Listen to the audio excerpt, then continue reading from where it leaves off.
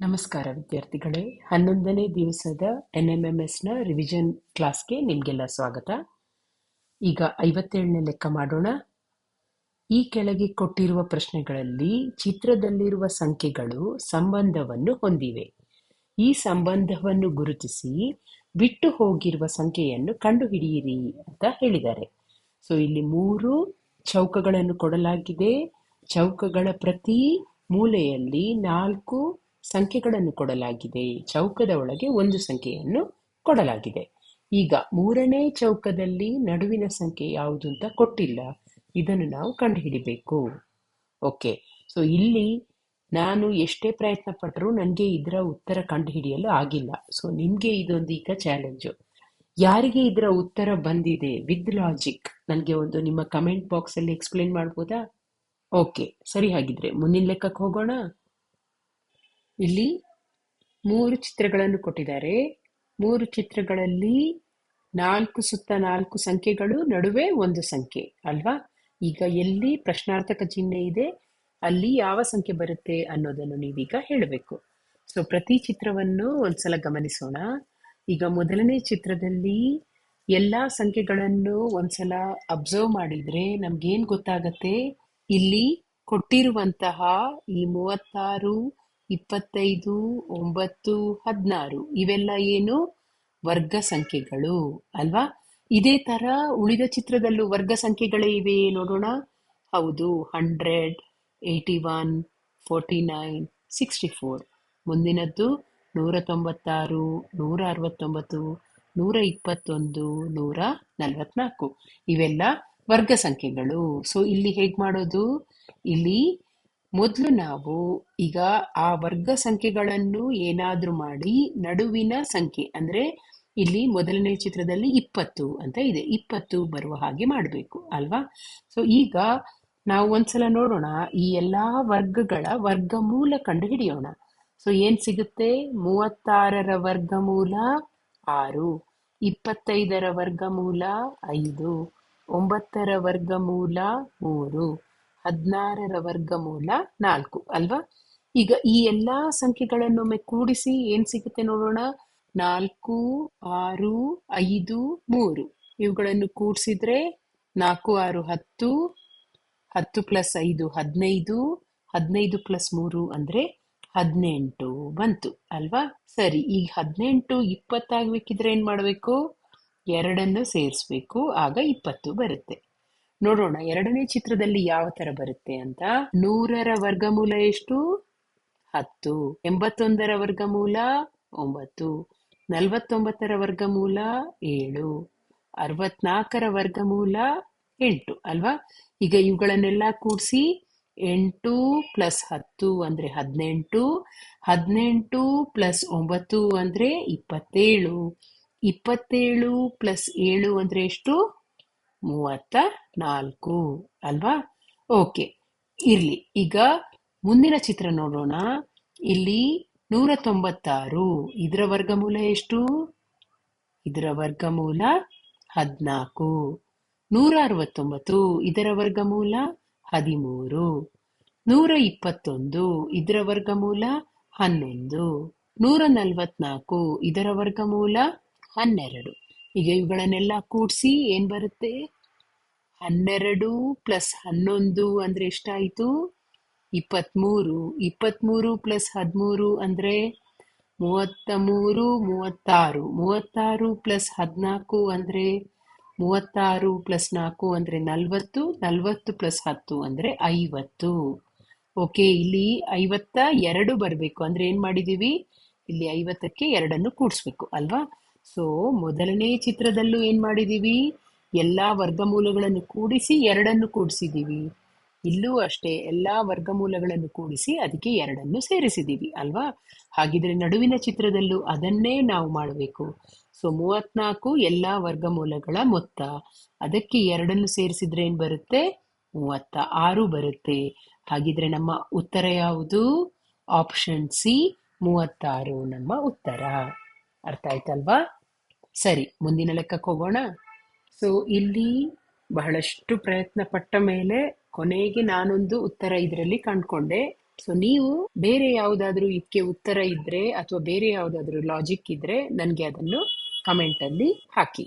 Okay, so ನನ್ನ ಪ್ರಕಾರ ಮೇಲಿನ 4 ನಂಬರ್ಗಳನ್ನು ಬಿಟ್ಟು ಈ ಕೆಳಗಿನ 3 ನಂಬರ್ಗಳನ್ನು ಮಾತ್ರ ಅಬ್ಸರ್ವ್ ಮಾಡೋಣ. ಸೊ ಇವುಗಳನ್ನು ಅಬ್ಸರ್ವ್ ಮಾಡಿದ್ರೆ ಇಲ್ಲಿ ಮೊದಲನೇ ಚೌಕದಲ್ಲಿ 4 ಇದೆ, ಎರಡನೇ ಚೌಕದಲ್ಲಿ 5 ಇದೆ, ಮೂರನೇ ಚೌಕದಲ್ಲಿ 6 ಅಲ್ವಾ. ಇಲ್ಲಿ ಮೂರನೇ ಚೌಕದಲ್ಲಿ 3, ಎರಡನೇ ಚಿತ್ರದ ಮೂರನೇ ಚೌಕದಲ್ಲಿ 2, ಮೂರನೇ ಚಿತ್ರದ ಮೂರನೇ ಚೌಕದಲ್ಲಿ 1 ಇದೆ ಅಲ್ವಾ.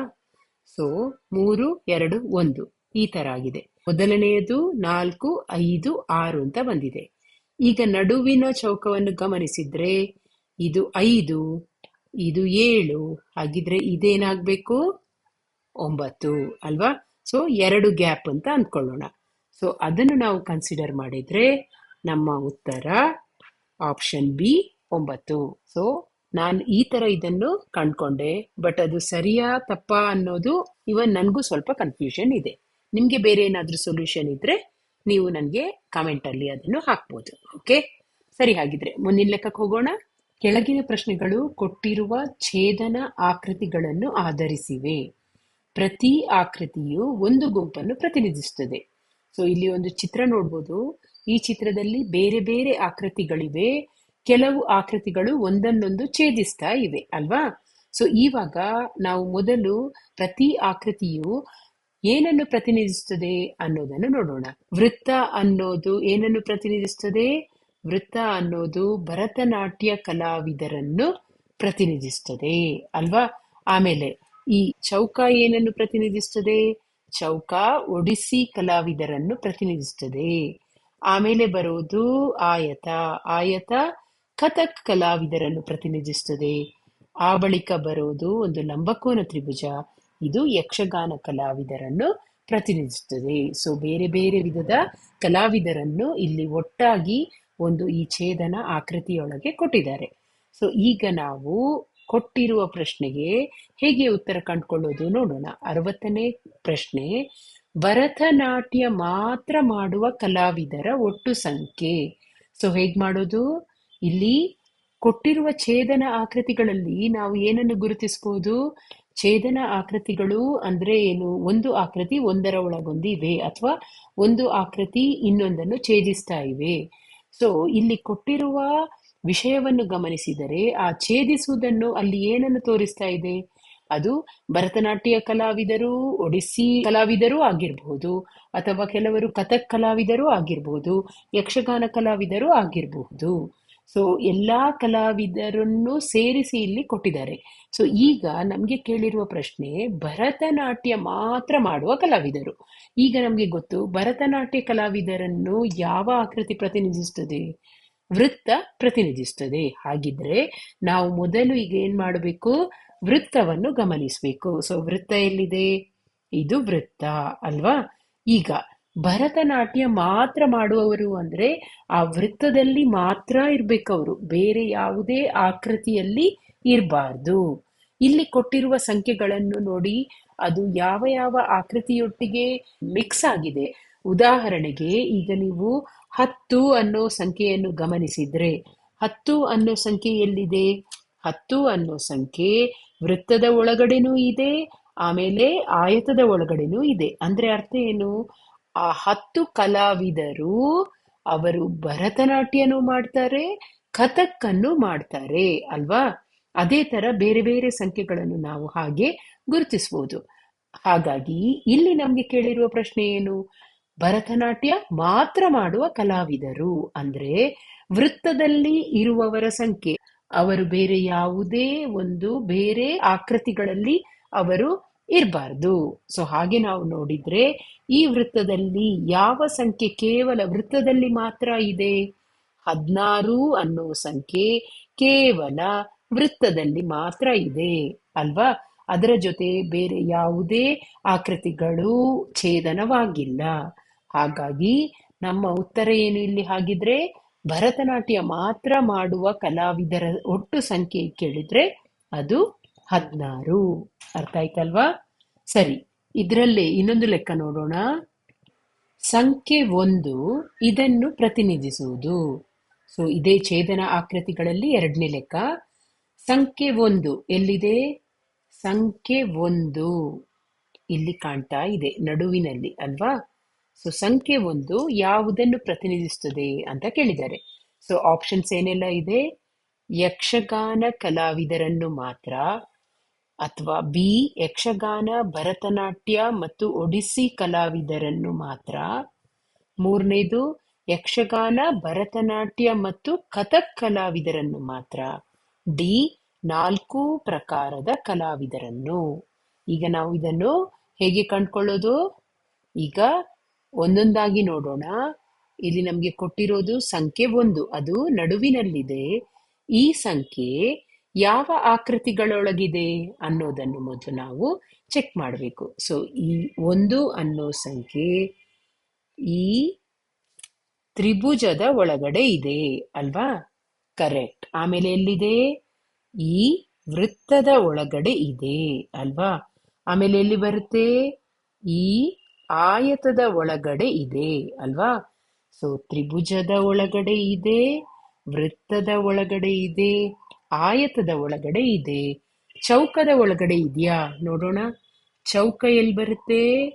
ಚೌಕ ಇದಾದ್ರೆ ಚೌಕದ ಹೊರಗಿದೆ ಅಲ್ವಾ? ಸೊ ಚೌಕದ ಒಳಗೆ ಈ 1 ಅನ್ನೋ ಸಂಖ್ಯೆ ಬರಲ್ಲ, ಚೌಕಕ್ಕಿಂತ ಹೊರಗಿದೆ. ಆದ ಕಾರಣ 3 ಆಕೃತಿಗಳ ಒಳಗಡೆ ಮಾತ್ರ ಈ 1 ಅನ್ನೋ ಸಂಖ್ಯೆ ಇದೆ. ಸೊ ಅದೆಲ್ಲಿ ಬರುತ್ತೆ? ಭರತನಾಟ್ಯದಲ್ಲಿದೆ, ಕಥಕ್ಕಲ್ಲಿದೆ ಹಾಗೂ ಯಕ್ಷಗಾನದಲ್ಲಿದೆ ಅಲ್ವಾ? ಸೊ ಹಾಗಾಗಿ ಇಲ್ಲಿ ಉತ್ತರ ಯಾವುದು? ಯಕ್ಷಗಾನ, ಭರತನಾಟ್ಯ ಮತ್ತು ಕಥಕ್ ಕಲಾವಿದರನ್ನು ಮಾತ್ರ 1 ಸಂಖ್ಯೆ ಪ್ರತಿನಿಧಿಸುವುದು. ಸೊ ಆಪ್ಷನ್ ಸಿ ಸರಿಯಾದ ಉತ್ತರ. ಅರ್ಥ ಆಯ್ತಲ್ವಾ? ಸರಿ, ಮುಂದಿನ ಲೆಕ್ಕಕ್ಕೆ ಹೋಗೋಣ. 63ನೇ ಲೆಕ್ಕ. ಈ ಆಕೃತಿಗಳಲ್ಲಿನ ಅವಿಭಾಜ್ಯ ಸಂಖ್ಯೆಗಳನ್ನು ದ್ವಿಗುಣಗೊಳಿಸಿದಾಗ ಒಡಿಸ್ಸಿ ಕಲಾವಿದರ ಒಟ್ಟು ಸಂಖ್ಯೆ ಅಂತ ಕೇಳಿದ್ದಾರೆ. ಸೊ ಇಲ್ಲಿರುವ ಚಿತ್ರದಲ್ಲಿ ಆಕೃತಿಗಳಲ್ಲಿ ಬೇರೆ ಬೇರೆ ಸಂಖ್ಯೆಗಳಿವೆ ಅಲ್ವಾ? ಇದರಲ್ಲಿ ಮೊದಲು ನಾವೇನ್ ಮಾಡೋಣ? ಅಲ್ಲಿ ಏನ್ ಹೇಳಿದ್ದಾರೆ? ಅವಿಭಾಜ್ಯ ಸಂಖ್ಯೆಗಳನ್ನು ದ್ವಿಗುಣಗೊಳಿಸಿ ಅಂತ ಹೇಳಿದ್ದಾರೆ. ಸೊ ಇಲ್ಲಿ ಮೊದಲು ನಾವು ಈ ಸಂಖ್ಯೆಗಳಲ್ಲಿ ಯಾವುದೆಲ್ಲ ಅವಿಭಾಜ್ಯ ಸಂಖ್ಯೆ ಅದನ್ನು ಮೊದಲು ಗುರುತಿಸೋಣ. ಸೊ ಅವಿಭಾಜ್ಯ ಸಂಖ್ಯೆಗಳನ್ನೀಗ ಗುರುತಿಸೋದಾದರೆ ಯಾವುದೆಲ್ಲ ಅವಿಭಾಜ್ಯ ಸಂಖ್ಯೆ? 2 ಅವಿಭಾಜ್ಯ ಸಂಖ್ಯೆ, 3 ಅವಿಭಾಜ್ಯ ಸಂಖ್ಯೆ, 11 ಅವಿಭಾಜ್ಯ ಸಂಖ್ಯೆ, ಆಮೇಲೆ 13 ಅನ್ನೋದು ಅವಿಭಾಜ್ಯ ಸಂಖ್ಯೆ ಅಲ್ವಾ? ಸೊ 2, 3, 11, 13 ಅವಿಭಾಜ್ಯ ಸಂಖ್ಯೆಗಳು. ಇದನ್ನೇನ್ ಮಾಡ್ಬೇಕು ಅಂತ ಹೇಳಿದ್ದಾರೆ? ದ್ವಿಗುಣಗೊಳಿಸಿ, ಡಬಲ್ ಮಾಡಿ. ಸೊ ಏನಾಗತ್ತೆ? 4 ಆಗತ್ತೆ, 3 6 ಆಗತ್ತೆ, 11 22 ಆಗತ್ತೆ, 13 26 ಆಗತ್ತೆ ಅಲ್ವಾ? ಆಮೇಲೆ ಏನ್ ಹೇಳಿದ್ದಾರೆ? ಒಡಿಸ್ಸಿ ಕಲಾವಿದರ ಒಟ್ಟು ಸಂಖ್ಯೆ. ಸೊ ಒಡಿಸ್ಸಿ ಕಲಾವಿದರು ಯಾವ ಆಕೃತಿ ಒಳಗಡೆ ಬರ್ತಾರೆ? ಒಡಿಸ್ಸಿ ಕಲಾವಿದರು ನಮ್ಗೆ ಚೌಕದೊಳಗಡೆ ಬರ್ತಾರೆ ಅಲ್ವಾ? ಹಾಗಿದ್ರೆ ನಾವು ಮೊದಲು ಚೌಕವನ್ನು ನೋಡೋಣ. ಈ ಚೌಕದೊಳಗಡೆ ಬರುವಂತಹ ಸಂಖ್ಯೆಗಳು ಯಾವುದೆಲ್ಲ? 3, 12, 4, 13. ಇದರಲ್ಲಿ ನಾವು ನೋಡಿದ್ವಿ, ಇದರಲ್ಲಿ ಇರುವ ಅವಿಭಾಜ್ಯ ಸಂಖ್ಯೆಗಳು ಯಾವುದೆಲ್ಲ? 13 ಆ ಬಳಿಕ 3 ಅಲ್ವಾ? ಹಾಗಿದ್ರೆ ಇಲ್ಲಿ ಅವಿಭಾಜ್ಯ ಸಂಖ್ಯೆಗಳು ಏನಾಗಿದೆ? ಡಬಲ್ ಆಗಿದೆ. ಸೊ 3 ಇರುವ ಜಾಗದಲ್ಲಿ 6 ಬರಿಬೇಕು, 13 ಇರುವ ಜಾಗದಲ್ಲಿ 26 ಬರಿಬೇಕು ಅಲ್ವಾ? ಆ ಬಳಿಕ ಈ ಚೌಕದಲ್ಲಿ ಇರುವಂತಹ ಬೇರೆ ಸಂಖ್ಯೆಗಳು ಯಾವುದು? 4 ಮತ್ತು 12. ಯಾಕೆ ಇದೆಲ್ಲ ತೆಗೋಬೇಕು? ಒಡಿಸ್ಸಿ ಕಲಾವಿದರ ಒಟ್ಟು ಸಂಖ್ಯೆ ಅಂತ ಹೇಳಿದ್ದಾರೆ. ಕೇವಲ ಒಡಿಸ್ಸಿ ಅಲ್ಲ, ಒಡಿಸ್ಸಿ ಕಲಾವಿದರ ಒಟ್ಟು ಸಂಖ್ಯೆ.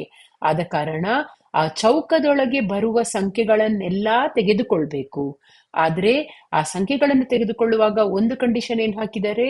ಒಂದು ವೇಳೆ ಅದು ಅವಿಭಾಜ್ಯ ಸಂಖ್ಯೆ ಆಗಿದ್ರೆ ಅದನ್ನು ದ್ವಿಗುಣಗೊಳಿಸಿ, ಡಬಲ್ ಮಾಡಿ ಅಂತ ಹೇಳಿದ್ದಾರೆ. ಸೊ ಈ ಚೌಕದೊಳಗಿರುವ ಸಂಖ್ಯೆಗಳು 3, 4, 12, 13. ಇದರಲ್ಲಿರುವ ಅವಿಭಾಜ್ಯ ಸಂಖ್ಯೆಗಳು 3, 13. ಸೊ 3 ಮತ್ತೆ 13 ಡಬಲ್ ಮಾಡಿದ್ವಿ.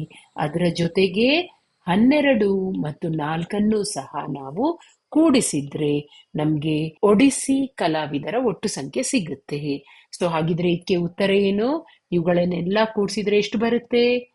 26 ಪ್ಲಸ್ 4 30 ಪ್ಲಸ್ 12 42 ಪ್ಲಸ್ 6 48 ಅಲ್ವಾ? ಸೊ ಇದೆಲ್ಲಿದೆ? ನಮ್ಮ ಆಪ್ಷನ್ ಬಿ ಅಲ್ಲಿದೆ. ಸೊ ಇದಕ್ಕೆ ಸರಿಯಾದ ಉತ್ತರ ಆಪ್ಷನ್ ಬಿ. ಅರ್ಥ ಆಯ್ತಲ್ವಾ? ಸರಿ, ಉಳಿದ ಲೆಕ್ಕಗಳನ್ನು ಇನ್ನು ಮುಂದಿನ ಸಂಚಿಕೆಯಲ್ಲಿ ಮಾಡೋಣ. ನಿರಂತರ ಅಭ್ಯಾಸ ಮಾಡ್ತಾ ಇರಿ. ಆಲ್ ದ ಬೆಸ್ಟ್ ಮಕ್ಕಳೇ.